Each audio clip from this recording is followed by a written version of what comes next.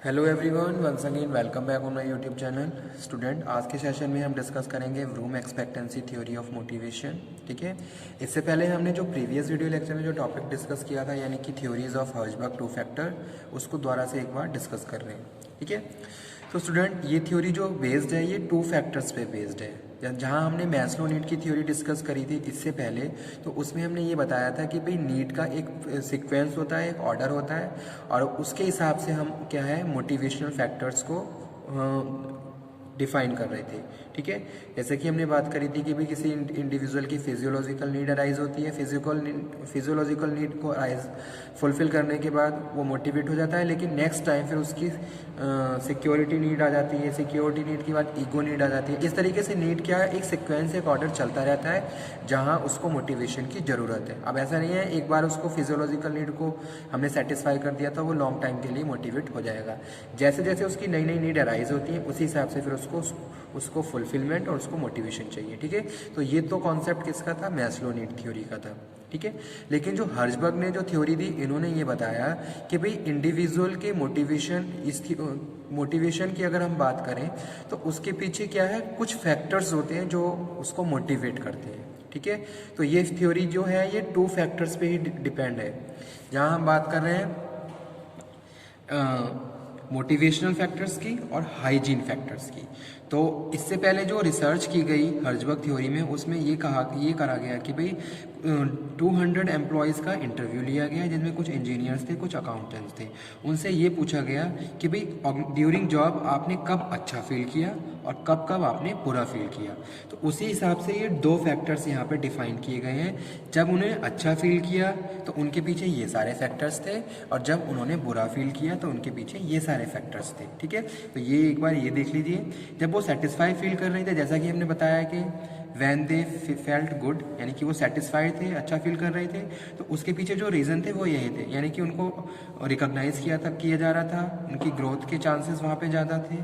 ठीक है, responsibilities delegate की ट्रांसफ़र की जा रही थी, अचीवमेंट के चांसेस ज़्यादा थे। तो ये सारी चीज़ें जो कंडीशन है उसको मोटिवेट कर रही, यानी कि उनको अच्छा फील करवा रही थी, फीलिंग गुड, और वो सेटिस्फाई थे अपनी ऑर्गेनाइजेशन में। ठीक है, जो कि क्या है, मोटिवेशनल फैक्टर्स हैं। ओके, अब सेकंड कंडीशन पे आ जाइए, जब उन्होंने बैड फील किया। तो जब वो बैड फील कर रहे थे, जिसको हम हाइजीन फैक्टर बोल रहे हैं। ठीक है, तो जो अगर वो अनसेटिस्फाई फील कर रहे थे, जब वो बैड फील कर रहे थे तो वो अनसेटिस्फाई थे। अनसेटिस्फाई के पीछे क्या क्या रीज़न थे, भाई सुपरविजन बहुत ज़्यादा था वहाँ पे। ठीक है, बार बार सुपरवाइजर सुपरवाइज कर रहा है, पे स्केल अच्छा नहीं है, कंपनी की पॉलिसी अच्छी नहीं है, वर्किंग कंडीशंस प्रॉपर नहीं है, वर्कर्स मैनेजमेंट के रिलेशन हेल्दी नहीं है। तो इन सब सिचुएशन में उन्होंने क्या करा, अनसेटिस्फाई फील किया। ठीक है, तो ये थ्योरी बस यही कह रही है कि भाई अगर मोटिवेशन है, ठीक है, मोटिवेशन की अगर हम बात कर रहे हैं तो उनके पीछे क्या है, दो फैक्टर्स होते हैं जिसकी वजह से इंडिविजुअल या वर्कर्स ऑर्गेनाइजेशन में मोटिवेट होते हैं। अगर उनको ये सारे फैक्टर्स दिए जा रहे हैं, मोटिवेशनल फैक्टर दिए जा रहे हैं, तो वो मोटिवेट हो जाएंगे। अदरवाइज अगर इस तरीके के फैक्टर्स हैं तो वहाँ पे वो क्या है, अनसेटिस्फाई है। ठीक है, दो फैक्टर्स ये आ गए। अब जो मेन कॉन्सेप्ट है इस थ्योरी का, उस पर आ जाइए। जो ट्रेडिशनल व्यू होता है वो ये कहता है कि भाई सेटिस्फेक्शन का अपोजिट डिससेटिस्फेक्शन होता है। ठीक है, अगर आप सेटिस्फेक्शन है, सेटिस्फाई नहीं हो, तो इसका मतलब आप क्या हो, डिससेटिस्फाई हो। ठीक है, लेकिन हर्जबर्ग का जो टू फैक्टर थ्योरी है वो ये कहता है कि भाई अगर कोई भी इंडिविजुअल सेटिस्फाई है तो उसका अपोजिट क्या है, नो सेटिस्फाई है, उसका अपोजिट डिससेटिस्फाई नहीं है। जैसे कि ये, ठीक है, अब यहाँ पे हम बात कर रहे हैं, अगर हम किसी का सुपरविजन कम कर देंगे तो इसका मतलब ये नहीं है कि वो सेटिस्फाई हो जाएगा। या फिर अगर हम किसी को मोटिवेट कर रहे हैं, उसको रिकॉग्नाइज कर रहे हैं, अप्रिशिएट कर रहे हैं, तो इसका मतलब ये नहीं है कि वो अनसेटिस्फाई नहीं है। वो कुछ पॉइंट्स ऐसे भी हैं जिनसे वो अनसेटिस्फाई भी है। अगर उनको ये सारे पॉइंट्स, यानी कि ये सारी कंडीशन दी जा रही हैं, लेकिन उसके बावजूद भी वो क्या है, कहीं ना कहीं अनसेटिस्फाई भी है उन कंडीशंस के जो वो फेस कर रहा है। ठीक है, ऐसा नहीं है कि आप उसकी ग्रोथ के वहाँ पे चांसेस बहुत ज़्यादा क्रिएट कर दोगे तो वो फुल सेटिस्फाई हो जाएगा, लेकिन तब भी वो कहीं ना कहीं क्या रहे, अनसेटिस्फाई रहेगा। ठीक है, या फिर इसका अपोजिट ये कर लीजिए कि भी आपने सुपरविजन कम कर दिया तो इसका मतलब ये नहीं है कि वो सेटिस्फाई हो गया। ठीक है, वो तब भी क्या है, जो उसका अनसेटिस्फैक्शन है वो कम हो जाएगा, लेकिन वो सेटिस्फाई नहीं होगा, यानी कि वो मोटिवेट नहीं होगा। तो ये दोनों फैक्टर यहाँ पे क्या है, अलग अलग है। इसी वजह से इसको हर्ट्जबर्ग के टू फैक्टर थ्योरी बोल रहे हैं। मतलब कि मेन जो कॉन्सेप्ट है या फिर मेन जो इस थ्योरी का जो एक तरीके से कॉन्सेप्ट है वो ये कहता है कि भाई अगर हम किसी को सेटिस्फाई करना चाहते हैं तो ऐसा नहीं है कि इन सब फैक्टर्स के थ्रू उनको फुल सेटिस्फाई कर देंगे, लेकिन उनका जो अनसेटिस्फैक्शन है वो भी वहाँ पे बना रहेगा अगर ये सारे फैक्टर्स वहाँ पे फॉलो हो रहे हैं। भले से आप उनको प्रॉपर ग्रोथ के चांसेस दे रहे हो, तब भी वो क्या है, फुल मोटिवेट नहीं रहेगा। ठीक है, तो वही चीज़ इस थ्योरी में हम बात कर रहे हैं। मोटिवेशन का अपोजिट क्या है, सॉरी सेटिस्फैक्शन का अपोजिट क्या है, नो सेटिस्फैक्शन है। अगर वो सेटिस्फाई है, ठीक है, तो कहीं ना कहीं वो क्या है, नो सेटिस्फाई भी है इन सब फैक्टर्स की वजह से। या फिर अगर वो नो सेटिस्फाई है तो ठीक है, तो वो क्या है, कहीं ना कहीं डिससेटिस्फाई भी है इन सब फैक्टर्स की वजह से। तो यही थ्योरी है हर्ट्जबर्ग मोटिवेशन थ्योरी। ठीक है, जिसमें हमने बात करी कि भाई थ्योरी क्या है, टू फैक्टर्स पे डिपेंड होती है। ये थ्योरी टू फैक्टर्स पे डिपेंड है। ओके, मेन जो एग्जाम में अगर ये थ्योरी आती है और जो मेन कॉन्सेप्ट है, ये डायग्राम भी है, इस फिगर को आप जरूर अच्छे से समझ लीजिए। ठीक है, सेटिस्फेक्शन का अपोजिट डिससेटिस्फेक्शन होता है ट्रेडिशनल व्यू में, लेकिन इस थ्योरी के हिसाब से, हर्ट्जबर्ग व्यू के हिसाब से, अगर हम मोटिवेशन की बात कर रहे हैं तो सेटिस्फेक्शन का अपोजिट नो सेटिस्फेक्शन है। यहाँ पे वो सेटिस्फाई है, लेकिन यहाँ पे वो सेटिस्फाई नहीं है। ठीक है, अगर आप उसको प्रॉपर रिकॉग्नाइज कर रहे हो, अप्रिशिएट कर रहे हो, तो वो सेटिस्फाई है। अब इसका मतलब ये नहीं है कि वो फुल सेटिस्फाई हो गया, कहीं ना कहीं ओवर सुपरविजन की वजह से, वर्किंग कंडीशन प्रॉपर ना होने की वजह से वो क्या है, नो सेटिस्फाई भी है। ठीक है, तो यही है कॉन्सेप्ट हर्ट्जबर्ग टू फैक्टर थ्योरी का। इसके बाद आ जाते हैं हम हमारे आज के टॉपिक पे, जो कि है Vroom expectancy theory. Victor Vroom ने इस थ्योरी को प्रपोज किया था। Vroom has proposed a new theory of motivation according to which people are motivated to achieve certain goals which they expect from their actions. तो student सबसे पहले ये समझ लीजिए, जो ब्रूम एक्सपेक्टेंसी थ्योरी है टोटल एक्सपेक्टेशन पे ऊपर डिपेंड करती है। ठीक है, आपकी एक्सपेक्टेशन कितना, आप वहाँ पे एक्सपेक्टेशन के बाद एक तरीके से आउटकम, और आउटकम के बाद अट्रैक्टिवनेस। ठीक है, तो ये सारी चीज़ें हम बात कर रहे हैं किसमें, ब्रूम एक्सपेक्टेंसी थ्योरी में। तो अगर कोई भी इंडिविजुअल, किसी भी इंडिविजुअल के मोटिवेशन की बात करें, ठीक है, तो अगर वो मोटिवेट हो रहा है तो मोटिवेट होने के पीछे उसकी कुछ एक्सपेक्टेशन है जो हम फुलफिल कर रहे हैं। ठीक है, अगर उसकी एक्सपेक्टेशन के हिसाब से उसको आउटकम मिल रहा है, ठीक है, और वो आउटकम कितना अट्रैक्टिव है, ये सारी चीज़ें उसको मोटिवेट करती हैं। तो विक्टर ब्रूम ने यही डिफाइन किया कि भाई जो इंडिविजुअल है या जो वर्कर्स ऑर्गेनाइजेशन में जॉब कर रहे हैं, वहाँ वो अपनी एक्सपेक्टेशन के हिसाब से मोटिवेट हो रहे हैं। ठीक है, तो यहाँ पे थोड़ा हम डिस्कस भी कर लेते हैं। Vroom has proposed a new theory of motivation according to which people are motivated to achieve certain goals. यानी कि उन्होंने जो अपने जो सर्टेन गोल्स बना रखे हैं, अगर वो अचीव कर पा रहे हैं तब जाके वो मोटिवेट हो रहे हैं। ठीक है, people are motivated to achieve certain goals which they expect from their actions. ठीक है, जैसे सपोज मैं ऑर्गेनाइजेशन में बहुत अच्छा काम कर रहा हूँ, मैं बहुत ज़्यादा हार्डवर्क कर रहा हूँ, तो जब मैं हार्डवर्क कर रहा हूँ तो मैं ये एक्सपेक्ट करूँगा कि अगर मैं हार्डवर्क कर रहा हूँ तो मेरी पे ज़्यादा हो। ठीक है, मुझे वहाँ पे पे स्केल मेरा सबसे ज़्यादा हो। ठीक है, अब कितना ज़्यादा हो रहा है, ये सारी चीज़ें कहीं ना कहीं मुझे मोटिवेट कर रही हैं। आप अपना फुल दे रहे हो, आप अपना 100% दे रहे हो। ठीक है, उसके बाद आपको अप्रिशिएट किया जा रहा है। अब अप्रिशिएशन में आपको क्या मिल रहा है, आपको बोनस मिल रहा है, आपका पे स्केल बढ़ाया जा रहा है, आपको कुछ अदर नॉन फ्रिंज बेनिफिट दिए जा रहे हैं। ठीक है, जैसे कि आपको कुछ अदर कन्वेंस की फैसिलिटी प्रोवाइड करवा दी, या फिर आपको कुछ फ्लैट दे दिया। ठीक है, तो ये सारी चीज़ें एक इंडिविजुअल को मोटिवेट करती हैं। तो जो मेन जो कॉन्सेप्ट है वो एक्सपेक्टेशन के ऊपर डिपेंड है, एक्सपेक्टेशन, आउटकम और इट्स अट्रैक्टिवनेस। ठीक है, the strength of tendency to act in a certain way depend upon the strength, okay, of the expectation that the act will be follow by the given outcome and on the attractiveness of the that outcome of the individual. अब जैसे कि suppose starting से हमारे parents हमें सिखाते हैं कि भाई आप हार्डवर्क करिए, तभी जाके आपको कुछ न कुछ बेस्ट रिजल्ट मिलेगा।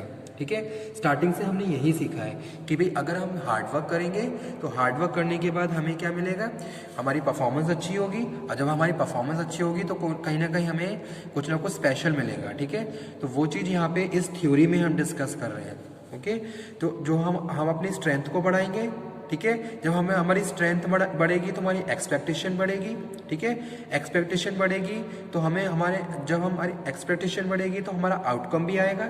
ठीक है, अगर आप कुछ अच्छा कर रहे हो तो उसका डेफिनेटली कोई ना कोई आउटकम को निकलेगा। ठीक है, अब वो आउटकम कितना अट्रैक्टिव है आपके लिए। ठीक है, आपने सोचा, जैसे आप ये डिसाइड कर रहे हो कि भाई मैं इस ऑर्गेनाइजेशन में जॉब कर रहा हूँ और अगर मैं हार्डवर्क करूँगा तो मेरी सैलरी बढ़ेगी तो मैं होम या कोई मकान खरीदूंगा। ठीक है, तो ये आपकी क्या थी, एक तरीके से आपके गोल थे। अब आपने उस हिसाब से काम किया। अब आपके हिसाब से जो आप चाह रहे हो वो आपको मिल रहा है या नहीं मिल रहा है, यानी कि आपकी एक्सपेक्टेशन फुल हो रही है या नहीं हो रही है। तो ये कॉन्सेप्ट, ये थ्योरी यही कहती है कि इंडिविजुअल हार्डवर्क कर रहा है, हार्डवर्क करने के बाद उसकी एक्सपेक्टेशन, ठीक है, एक्सपेक्टेशन उसकी फुलफिल हो रही है नहीं हो रही है, वो चीज़ें उसमें मोटिवेट करती हैं। ठीक है, ना कि ऑर्गेनाइजेशन उसको किस तरीके से रिसोर्सेज प्रोवाइड करवा रही है, वो चीज़ उसे मोटिवेट कर रही हैं, वो चीज़ें नहीं होती हैं। तो ये थ्योरी यही कहती है। ठीक है, जैसे कि यहाँ पे हम बात कर रहे हैं, आई विल वर्क हार्ड, मैं अच्छा काम करूँगा, as that will lead to performance appraisal, तो मेरी परफॉर्मेंस अच्छी होगी। ठीक है, जब परफॉर्मेंस अच्छी होगी तो मुझे क्या मिलेगा, मुझे बोनस मिलेगा, मुझे प्रमोशन मिलेगा। Okay, performance appraisal will lead to the bonus promotion. Okay, अब यहाँ पे आ जाइए, इंडिविजुअल अपने एफर्ट्स को लगाता है, एफर्ट्स जब हम लगाएंगे तो हमारी परफॉर्मेंस बढ़ेगी, इंडिविजुअल परफॉर्मेंस अच्छी होंगी। ठीक है, परफॉर्मेंस अच्छी होगी तो हमें ऑर्गेनाइजेशन के हिसाब से रिवॉर्ड दिया जाएगा। ओके, कोई ना कोई हमें रिवॉर्ड दिया जाएगा, हमें रिकॉग्नाइज किया जाएगा, हमें अप्रिशिएट किया जाएगा। अब उसके बाद पर्सनल गोल्स की बात कर रहे हैं कि भाई हमारे जो पर्सनल गोल्स हैं वो हम अचीव कर पा रहे हैं या नहीं कर पा रहे हैं। ओके, जैसे कि आपने सोचा था कि भाई मैं मकान खरीदूंगा अगर मेरी सैलरी बढ़ जाएगी, लेकिन यहाँ पे आपकी सैलरी नहीं बढ़ी, आपको एक हायर पोजीशन पे आपको प्रमोट कर दिया गया, लेकिन आपका पे स्केल नहीं बढ़ाया गया। ठीक है, तो उस केस में आप मोटिवेट नहीं होंगे। जो भी आपकी एक्सपेक्टेशन है अगर वो फुल हो रही है तब आप मोटिवेट हो रहे हैं। ठीक है, तो जो व्रूम एक्सपेक्टेंसी थ्योरी है वो यही कहती है कि भाई अगर कोई इंडिविजुअल है वो अपनी एक्सपेक्टेशन के हिसाब से अगर अपने आउटकम को और अट्रैक्टिवनेस ऑफ आउटकम को अचीव कर रहा है तब वो मोटिवेट होगा। ठीक है, this lead to relationship between effort performance relationship, ठीक है, परफॉर्मेंस रिवॉर्ड रिलेशनशिप और रिवॉर्ड पर्सनल गोल रिलेशनशिप। तो तीनों चीज़ें इंपॉर्टेंट हैं, हमें एफर्ट भी लगाने हैं, एफर्ट के बाद हमारी परफॉर्मेंस भी अच्छी होनी चाहिए, अब वो परफॉर्मेंस हमारे पर्सनल गोल से मैच भी होनी चाहिए। रिवॉर्ड पर्सनल गोल रिलेशनशिप, जो भी आपने पर्सनली डिसाइड किया है कि भाई मुझे ये करना है, जैसे कि अभी यहाँ पे मैं होम का एग्जांपल लेके चल रहा हूँ ताकि आपको अच्छे से समझ में भी आ जाए। ठीक है, इसके बाद द थ्योरी हैज़ 3 एलिमेंट, इस थ्योरी के 3 एलिमेंट हैं जो अभी हमने पीछे डिस्कस कर लिए हैं, लेकिन दोबारा से मैं डिफाइन कर देता हूँ। सबसे पहला क्या है, एक्सपेक्टेंसी है। Expectancy is believe that increase effort. Expectancy क्या कह रही है कि भाई अगर आप एफर्ट को बढ़ाओगे यू विल लीड, आपकी परफॉर्मेंस बढ़ेगी। ठीक है, will lead the increase performance, if work hard my performance will rise, अगर मैं अच्छा काम करूंगा, हार्ड वर्क करूंगा तो मेरी परफॉर्मेंस भी बढ़ जाएगी। तो ये आपकी क्या है, एक्सपेक्टेशन है। ठीक है, जैसे कि यहाँ पे मैंने बताया कि भाई आप अपने एफर्ट्स को बढ़ा दीजिए तो आपकी परफॉर्मेंस भी बढ़ जाएगी, पहली चीज। ठीक है, मोटिवेशन के लिए, जो कि क्या है, इस थ्योरी का पार्ट है। सेकंड हम बात कर रहे हैं इंस्ट्रूमेंटेलिटी। ठीक है, is the believe that if you perform well, अगर आप अच्छा परफॉर्म करोगे, दैट वैल्यू आउटकम, तो उसका आउटकम कुछ ना कुछ जरूर निकलेगा। विल रिसीव, आप जरूर रिसीव करोगे। If I do good job I will get challenging jobs, अगर आप अच्छा जॉब कर रहे हो तो आपको चैलेंजिंग जॉब दी जाएगी। ठीक है, तो ये आपकी क्या है, इंस्ट्रूमेंटेलिटी है। ओके, उसके बाद क्या है, third valence. Valence is the importance that the individual place upon the expected outcome. ठीक है, तो वैलेंस में हम बात कर रहे हैं कि भाई जो आप एक्सपेक्ट कर रहे हो वो आपको मिल रहा है नहीं मिल रहा है। For example, if someone is mainly motivated by money, ठीक है, वो मनी से मोटिवेट हो रहा है और ही और she might not value offers additional time of. ठीक है, यानी कि उसको एक्सपेक्टेशन में क्या है, मनी चाहिए। ठीक है, कुछ अदर एडिशनल बेनिफिट नहीं चाहिए। ठीक है, तो ये तीनों फैक्टर को मिला के हम बात कर रहे हैं मोटिवेशन की। तो वही चीज़ यहाँ पे हम बात कर रहे हैं। मोटिवेशनल फोर्सेस में हम बात कर रहे हैं हमारी एक्सपेक्टेशन, हमारे इंस्ट्रूमेंट और वैलेंस। ठीक है, तो ये क्या है, मोटिवेशनल फोर्सेस है। तो ये तीनों चीज़ें जब पूरी होंगी तब जाके हम कहीं ना कहीं मोटिवेट होंगे। ठीक है, तो यही थ्योरी है व्रूम एक्सपेक्टेंसी थ्योरी की। अब यहाँ पे एक इसका एस्पेक्ट और ये भी बता देता हूँ कि भाई जैसे सपोज यहाँ पे वो क्या कर रहा है, मनी को एक्सपेक्ट कर रहा है, लेकिन अगर मनी नहीं दी जाएगी तो वहाँ पे वो क्या होगा, सेटिस्फाई फील नहीं करेगा और वो मोटिवेट नहीं होगा। तो अगर हम कह रहे हैं कि अगर आप किसी को मोटिवेट करना चाहते हो तो आपको उसकी एक्सपेक्टेशन के हिसाब से उसको रिवॉर्ड देने चाहिए, ताकि वो मोटिवेट हो जाए और उस हिसाब से फिर ऑर्गेनाइजेशन में अच्छे से काम करे, ना कि आप अपने हिसाब से उसको कोई रिवॉर्ड दे दें और वो वहाँ पे मोटिवेट हो जाए, तो वो वहाँ पे कभी भी मोटिवेट नहीं होगा। जैसे यहाँ पे क्या है, एक्सपेक्टेशन में उसको मनी चाहिए, जैसे पीछे मैंने एग्जांपल दिया था कि उसको एक्सपेक्टेशन में क्या है, घर चाहिए। ठीक है, उसको घर खरीदना है। ठीक है, वही यहाँ पे हम रिलेट कर रहे हैं, उसको मनी चाहिए ताकि वो घर खरीद ले। ठीक है, अब इसकी जगह अगर उसको कोई गाड़ी दे दी गई कन्वेंस के लिए, ठीक है, आने जाने के लिए, या फिर कुछ अदर बेनिफिट दे दिया गया, तो वो कभी भी मोटिवेट नहीं होगा। तो वही चीज़ इस थ्योरी में बात कर रहे हैं, जो कि क्या है, दूसरी थ्योरी से थोड़ी डिफरेंट है।